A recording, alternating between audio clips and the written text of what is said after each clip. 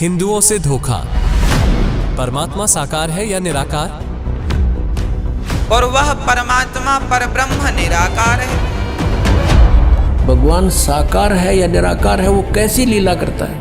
इसमें लिखा है कि जो सर्वोत्पादक प्रभु, सबकी उत्पत्ति करने वाला परमेश्वर, प्रकाश रूप, इसका अर्थ है वो तेजोमय स्वरूप साकार है, सद्गुणों की वृष्टि करने वाला, पापों का हरण करने वाला, पाप नाश करने वाला, पाप क्षमा करने वाला है। वह राजा के समान दर्शनीय है, वो देखने योग्य है, विजिबल है, वो साकार है, राजा की तरह तो मनुष्य जैसा ही हुआ। और वह पृथ्वी आदि लोकांतरों के चारों ओर शब्दमान हो रहा है।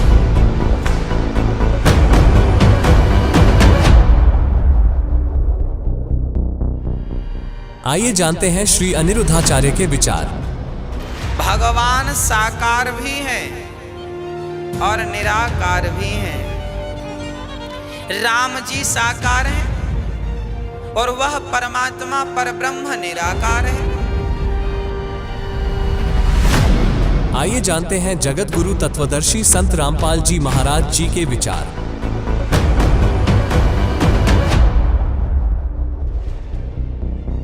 ऋग्वेद मंडल नंबर 9 आप दिखाते हैं और सूक्त नंबर 86। भगवान साकार है या निराकार है, वो कैसी लीला करता है? ये है ऋग्वेद मंडल नंबर 9-10 इकट्ठा अनुवाद है।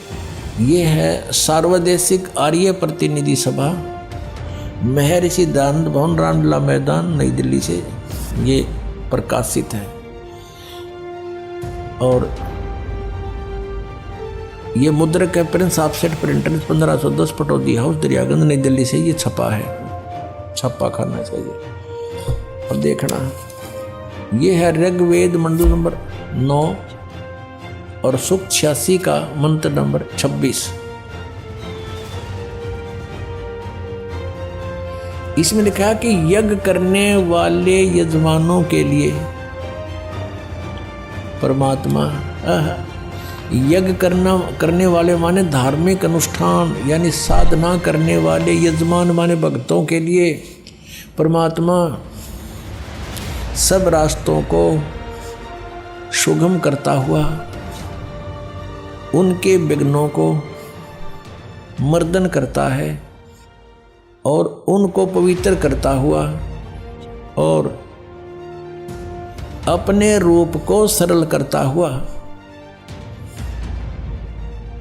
वह कांति में परमात्मा, यह लिखना था कबीर देव। कवि कोई भी सर्वज्ञ नहीं हो सकता जिसको सारा ज्ञान हो। कवि कविता बना सकता है, ये कबीर देव लिखना था यहाँ पर। वो कबीर देव विद्युत के समान यानी आकाशीय बिजली की तरह सेकंड में नीचे आ जावे, क्रीड़ा करता हुआ, ऐसे लीला करता हुआ वर्णीय पुरुष को यानी अच्छी आत्मा को प्राप्त होता है।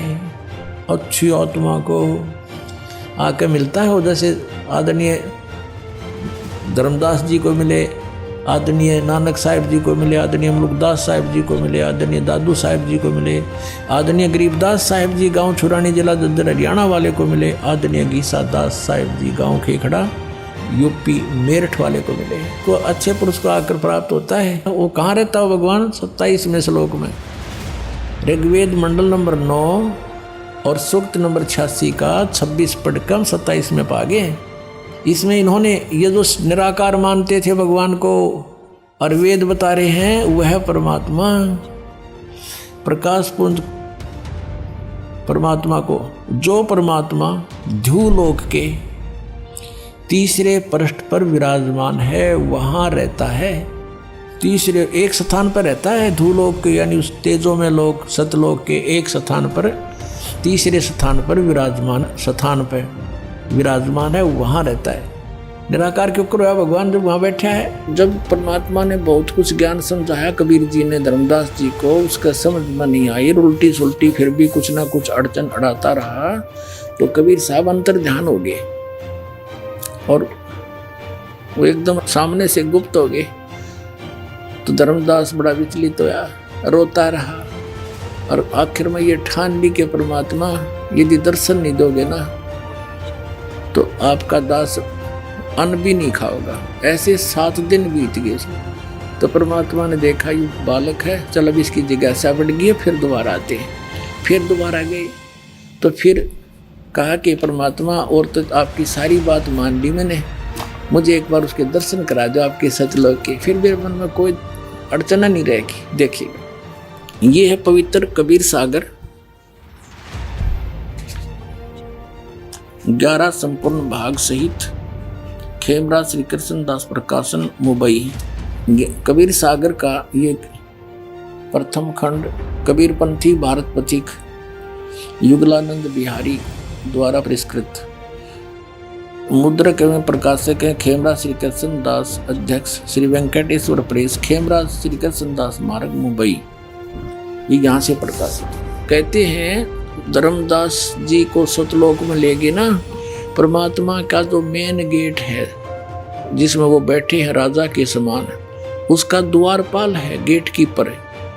उसको परमात्मा ने कहा, कबीर जी ने तो नीचे से जिंदा महात्मा के रूप में उसके साथ गए थे, कभी इसको द्वारपाल परमात्मा के दर्शन कराओ। अब द्वारपाल ने कोई और बुलाया, वहाँ का हंस भगत, उससे भगत कहो चाहे हंस कहो, उसको कहा कि जा इस प्यारी आत्मा को परमात्मा के दर्शन करा के लाओ। तो गणे भगत इकट्ठे हो गए जो वहाँ रहते हैं, जो मोक्ष प्राप्त करके गए हुए हैं, मनुष्य के सदृश हैं, उनके नाक हैं, गले में मोजनती सुंदर माला पहनते हैं। हर ये बताओ बूंद सी घूमा है, कोई न कोई उसमें जाकर मिल जाते हैं, समुद्र बूंद में डूब कर मरा करें जैसे। है मूर्खो, कक पता तुमने भ्रमित कर दिया पूरा विश्व। अब देखो क्या है वहाँ पर वास्तविकता। द्वारपाल हंस सो कहिया, ताम एक हंस अस कहिया। यही हंस हंस है, तुम जाओ लिवाई, इसको ले जाओ और पुरुष दर्श दे आनो भाई। पुरुष माने परमात्मा का दर्शन करा के लाओ।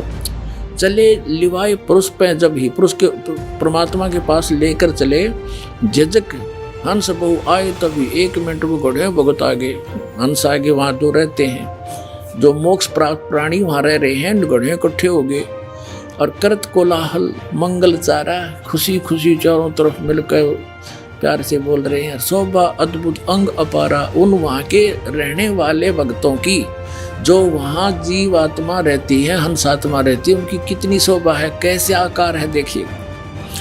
अद्भुत अंग शोभा, अद्भुत अंग अपारा, हंसन शोभा कहाँ बताऊं, कुछ एक प्रभाव सोवर्ण सुनाऊं। धर्मदास जी बताते हैं आके कि वो कैसे हैं, के बताऊं गणीय शोभा पर कुछ एक बताता हूँ। रतनमाल गरीब शोभत हंसा, उनकी गर्दन में, ग्रीव माने गर्दन में, और माला सुशोभित होती है। देखिएगा, सुशोभित हंसा, रतनमाल की रतनमाला गले में सुशोभित है उन हंसों की, और मणिमाला किमी करो प्रशंसा, और भी निरी सुंदर माला इनके गले में।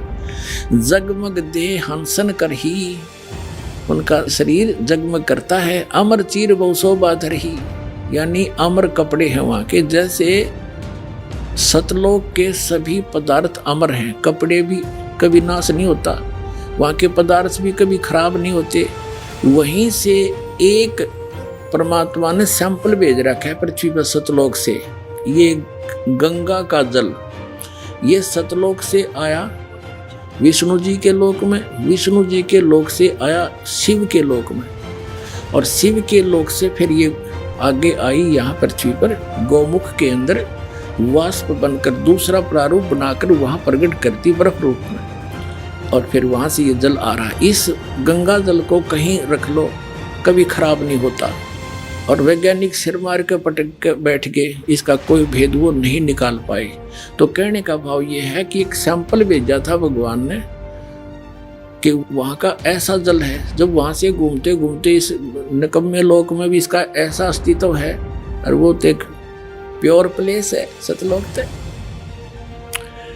तो कहते हैं जगमग दे हंसन कर ही, अमर चीर बहु शोभा धर ही, उड़ राख चिकुर शोभा छवि छावे, रवि का करतार रोम छवि छावे। ये है कि अनसन भाल शोभा के मैं कहूं। अब क्या बताते हैं कि उन अंशों की जो वहां पर रहते हैं उनकी माथे की शोभा बताता हूं। माथा भाल देखिए कि मैं कहूं षोडश चंद्र भाल छवि लहू वो हो। अब कहते हैं उनके माथे की जो शोभा है 16, इतना रोशनी है उनके मस्तक की जैसे 16 चंद्रमाओं की रोशनी हो माथे माथे की वहाँ के अंशों की। और बाकी शरीर की कथा वर्णन क्या आगे बताता हूँ। षोडश चंद्र भाल छवि लहू हंस कांति प्रतिरोम प्रकाशा हीरा मणि उदित रोमांसा। एक एक रोम की यानी बालों की ऐसी शोभा है जैसे हीरा मणि होती है। और कोटिक विध्वंस छवि मोहा दे घराण, घराण माने नासिका, उनका नाक भी है दे घराण।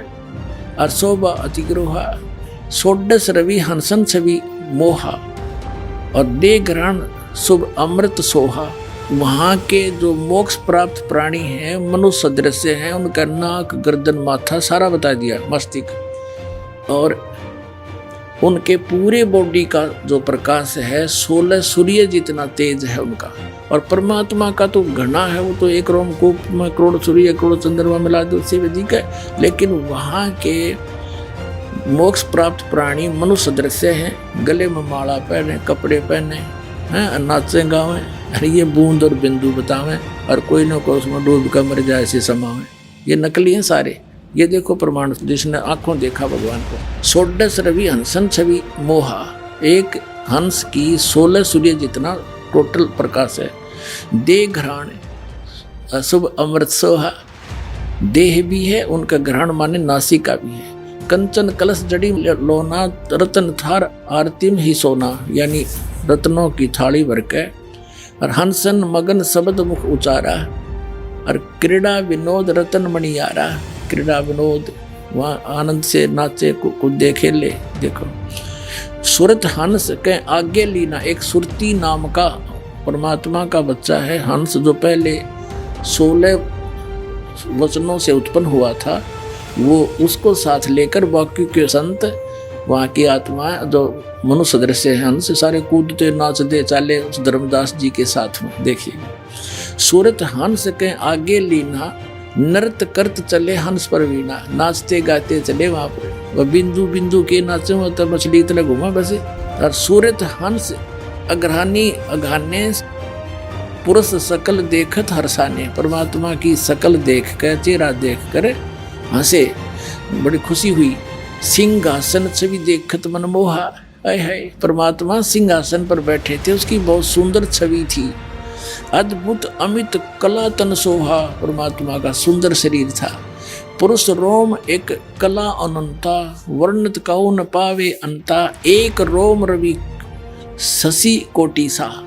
परमात्मा के एक रोम में करोड़ शशि यानी चंद्रमा और रवि और सूर्य ये मिला दे। नख कोटिन विधुम मलन नरवीसा, यानी नाखूनों की शोभा भी बड़ी सुंदर है। पुरुष प्रकाश सतलोक अंजोरा, तहा न पहुंचे निरंजन चोरा। पुरुष कबीर देखा एक भाई, धर्मदास जी कह रहे हैं कि वहाँ मैंने जो नीचे से गया था ना महात्मा जिंदा, तो वहाँ जाकर देखा जिसको वो भगवान बताओ थे वही तो बैठे पाए मैंने सिंहासन पे। पुरुष और कबीर, भगवान और कबीर जी देखा एक भाई, और धर्मदास मन में बहुत लज्जाई, अकमत बड़ा निकम्मा, ये तो भगवान ने थे नीचे जा रहे थे। और ये कबीर पंथी मैं बताऊं, कबीर साहब तो उसकी एक सता निकल कर आई। कबीर साहब तो सदगुरु हैं और वो चेतन प्रकाश है भगवान। अड़ंग्यो मुठा मुठा रखे तुम। पुरुष कबीर देखा एक भाई, है धर्मदास पुन रहे लज्जाई, बड़ा शर्मिंदा हो गए थे भगवान के ने कितनी बकवाद कर दी, कैसा निकम्मा दुष्ट हूँ मैं। वहाँ इतना शर्म में घट गया, पानी पानी हो गया कि देखिए तो भगवान थे मेरे लिए भटक रहे थे और वही तो बैठे हैं सामने। अभी आपने कबीर सागर से प्रमाण देखा परमात्मा साकार है। आइए अब देखते हैं ऋग्वेद में परमात्मा का स्वरूप कैसा है। यह है ऋग्वेद मंडल नंबर 9 सूक्त 82 का। ऋग्वेद मंडल नंबर 9 और सूक्त 82। और यहां देखें, ये है 82वां, 81वां समाप्त हुआ, ये 82वां शुरू हो जाता है। इसका प्रथम मंत्र है। इसमें लिखा है कि जो सर्वोत्पादक प्रभु, सबकी उत्पत्ति करने वाला परमेश्वर, प्रकाश रूप है। इसका अर्थ है वो तेजोमय स्वरूप साकार है, सद्गुणों की वृष्टि करने वाला, पापों का हरण करने वाला, पाप नाश करने वाला, पाप क्षमा करने वाला है। वह राजेव, राजा के समान, राजेव इसका अर्थ है राजा के समान आगे लिखा है। ये देखना, ये 269 पृष्ठ पर पढ़ रहे हैं। कोई भ्रमत कर देगा कि दूसरा पृष्ठ दिखा दिया होगा। ये 270 दिखाऊंगा। ये देखो 270, यहाँ लिखा है 82 का, पहला पढ़ रहे हैं 82 का, 9 के 82 का। राजा के समान दर्शनीय है, वो देखने जोगा है, विजिबल है, वो साकार है। राजा की तरह तो मनुष्य जैसा ही हुआ। और वह है पृथ्वी आदि लोक लोकांतरों के चारों ओर शब्दमान हो रहा है। वह वर्णीय पुरुष को, वर्णीय माने अच्छी आत्मा को, श्रेष्ठ पुरुष को, जो दृढ़ भक्त है, जो दृढ़ भक्त है उसको पवित्र करता हुआ प्राप्त होता है। जैसे आदरणीय धर्मदास साहिब जी को, जो दृढ़ भक्त थे उसके बाद डगमग नीवे आदरणीय मुलुकदास साहिब जी को, आदरणीय दादूदास साहिब जी को, आदरणीय गरीबदास साहिब जी गांव छुड़ानी जिला दद्दर हरियाणा वाले को, और आदरणीय घीसा दास साहिब जी को गांव खेखड़ा मेर यूपी वाले को। ये दृढ़ भक्त आज तक डगमग नहीं हुए, दुनिया को हिला के रख दिया इन्होंने। इनको भगवान में ले आकर के को पवित्र करता हुआ प्राप्त होता है वर्णीय पुरुष, अच्छी आत्मा को। जिस प्रकार विद्युत माने आकाशीय बिजली सन्हे वाले स्थानों को आधार बनाकर प्राप्त होता है। देखो कितना स्पष्ट किया इन्होंने। ऋग्वेद मंडल नंबर 9 और सूक्त नंबर 81 में कति कंसेप्ट क्लियर कर दिया कि वो परमात्मा राजा की तरह देखने जोगा है। राजा का अर्थ है कि वो शक्तिशाली होता है, मनुष्य सदृश ही है, राजा के समान है और साकार है, देखने जोगा है। और वो अच्छी आत्मा को वहाँ से चलकर आकर मिलता है ये, और जो दृढ़ भक्त होते हैं उनको मिलता है, अन्य को नहीं। जैसे आकाश की बिजली, आकाशीय बिजली गिरती है, वो किसी वस्तु पर गिरती है जहाँ उसका विशेष अट्रैक्शन बनता है। पुराने समय में जब कांसी धातु के बेले थाली हुआ करते प्रांत, और उनको अगर वर्षा के दिनों में कहीं बाहर वो पड़े रह जाते तो हमारे बुजुर्ग दादी माता कहा करते थे कि कांसी के बर्तन पर बिजली गिर जाती है। जब उसका संयोग होता है ऊपर से गिरने का, तो वहाँ अवश्य उसी को तुरंत वहीं आकर के अट्रैक्ट होती है, उस कारण खिंची आती है, उसी पर गिरती है। उसको उठवाकर अंदर रखवा दिया करते थे।